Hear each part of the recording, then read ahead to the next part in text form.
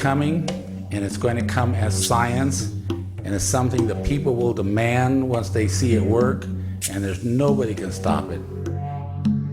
It's not going to come to the world as a philosophy, it's not going to come to the world as religion, it's going to come to the world as science.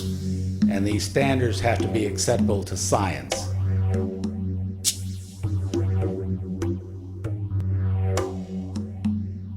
It's about getting out to the general public. It's about it being there so that people who have ears to hear will hear, and people who have eyes to see will see. But when you understand that a superconductor literally has around it a Meissner field, and it doesn't allow any external magnetic field to enter the sample, and therefore it runs perpetually. The superconductor, when it started, literally runs forever and ever and ever and ever. It's billions and billions of atoms acting like one single atom, running forever.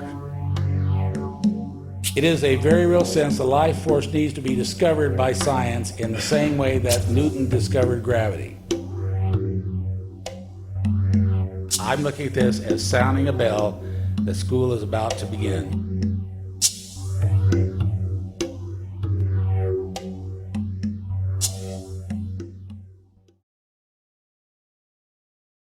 Our family was involved in agriculture for years, and I was a cotton farmer. I had built my business up in the 1960s and 70s. We were actually farming, extensive land holdings in Yuma Valley and in the Phoenix area.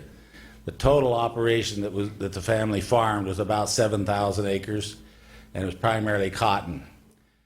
But I got involved in a farm down in what was called Agua Caliente, Arizona, which is actually in the Arizona desert, out between Gila Bend and Yuma, right out in the middle of the desert. And it actually got its name from the Agua Caliente hot springs right there at the mountain next to my farm. They have a hot springs, an old resort, where in the 1920s and 30s the railroad trains would have to stop to get steam water for the steam engines, and they actually had a resort there where the tourists would get off and go bathe themselves in the hot springs and rejuvenate their bodies, supposedly. Well, I had a 1,200 acre farm that I bought down there that had really serious problems with what we call black alkali. There were several fields down towards the Gila River that were really, really serious black alkali. And this looks like chocolate in the soil. And for you people back here on the eastern part of the United States, you have no idea what I'm talking about because you have the opposite problems. But it's a chocolatey, crunchy material that's actually salt that builds up on the tops of our soils. And when you plant, like for example, cotton, the cotton will actually germinate and get up about 5-6 inches tall and just will be stunted. It won't grow any further. And you put water on the soil and the water just beads up and stands on the soil as if there was actually oil in the soil. It will not go into the soil itself well and be retained in the soil. So at the time, years ago, there was a big copper mine down in Ajo, Arizona, just south of Agua Caliente, and they were giving away sulfuric acid if you would come down and pick it up. And so I was paying truckers to go down and haul truckloads of 93%, 92 to 93% sulfuric acid from Ajo down to my farm. And I was injecting this acid on this land where I had this black alkali problem. And we were putting about 30 tons to the acre of 93% sulfuric acid. Okay, but a little does a little good, a lot ought to do a lot. There was actually so much acidity, and of course sulfuric acid, when you say 93%, it's not really as corrosive as it is at like 50 or 60% because it doesn't have water. But you inject it in the soil, and then as you start irrigating that soil and the water would go across the ground, as it hit the ripper marks where the sulfuric acid went in the soil, you would see frothing and foaming and sudsing as the water was going across the field. And this was my first introduction to actually making soluble salts. Now what we were doing is taking black alkali and adding sulfuric acid and making sodium sulfate, which then now is considered a white alkali, which then is water soluble and will leach out of the soil root zone of the plant. And then you can irrigate it and wash it out. It's kind of like the analogy of putting soap on your hands to get the grease off. You can keep running water on there and it won't get the grease off, but if you put a little soap in there, now you can get the grease off. Well, that's what was happening when we put the sulfuric acid on our sodium ground. Then a few years later, got involved. We actually had Jimmy Carter become our president, and he was just like the president we have today. He was really a fellow that thought you could just spend and spend and spend and spend money. Fortunately, his idea was tax and spend, and the current president says spend and tax. And so, but one of the problems we were facing was tremendous inflation was going on at that time. And we were looking at 8–10% inflation every year. The cost of everything every year is just going up dramatically. And people knowing this was going to happen were thinking this was going to happen in advance, so they were pricing everything higher and higher all the time. And I got involved in thinking that it was possible that I could go into gold mining. Now, this is just a whim. I never intended for this to have to make money. I figured I had Caterpillar bulldozers, I had earth movers, I had road graders, I had, front end loaders, all on the farm anyway. And so I had the equipment. I could go up and start moving ore.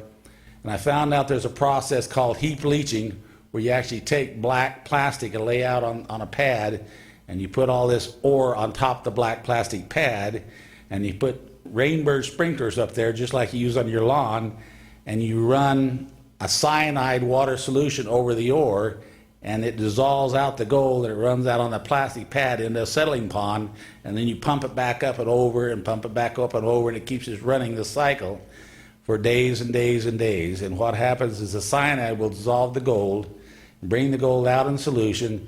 You run that solution through activated charcoal and then back out and over the heap leach again.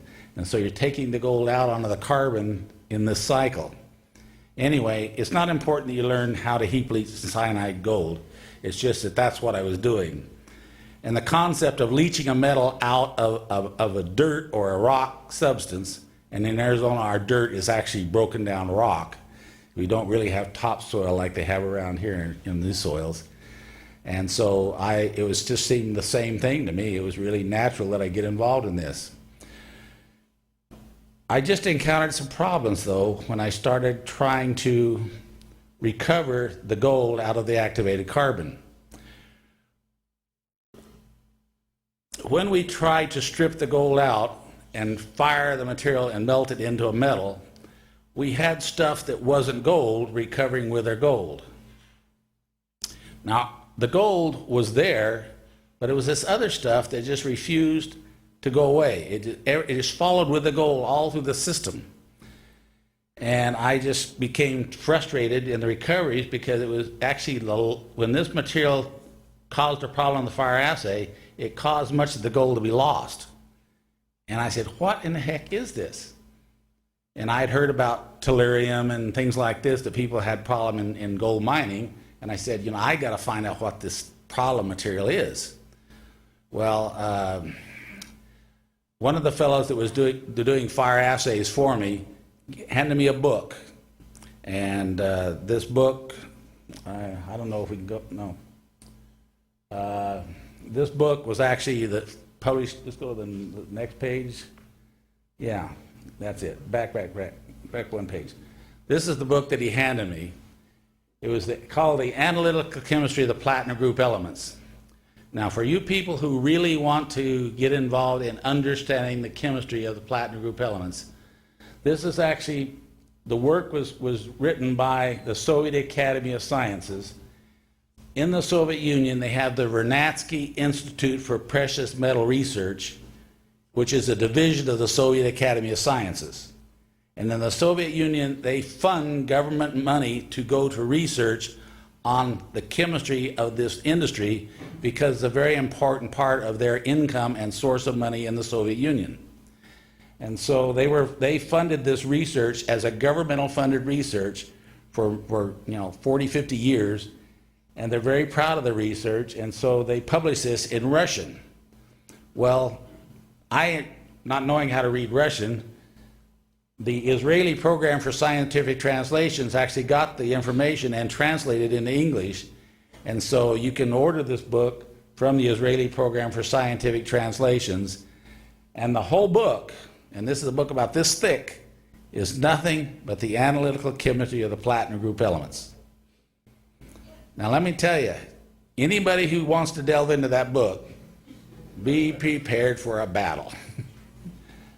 In this book, you will find all sorts of information.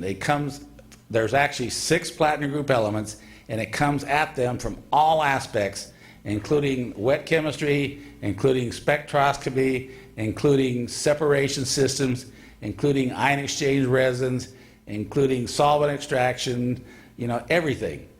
And from the average person, you don't want to go there because it is a holy heck to wade through, really. You've got to really be a technical person. But I decided I've got to wade into this thing. It can't be that bad, so I want to solve the problem. Well, in the book, I got through to page, back where you were. No, yeah, right, that's it. Okay, in page 534, the Soviet journal has a procedure there for the analysis of lead alloys containing the platinum group elements. And it was really interesting what they were doing. They were actually taking the sample, placing it on a carbon electrode, striking an arc from another carbon electrode, and then burning the sample. Now,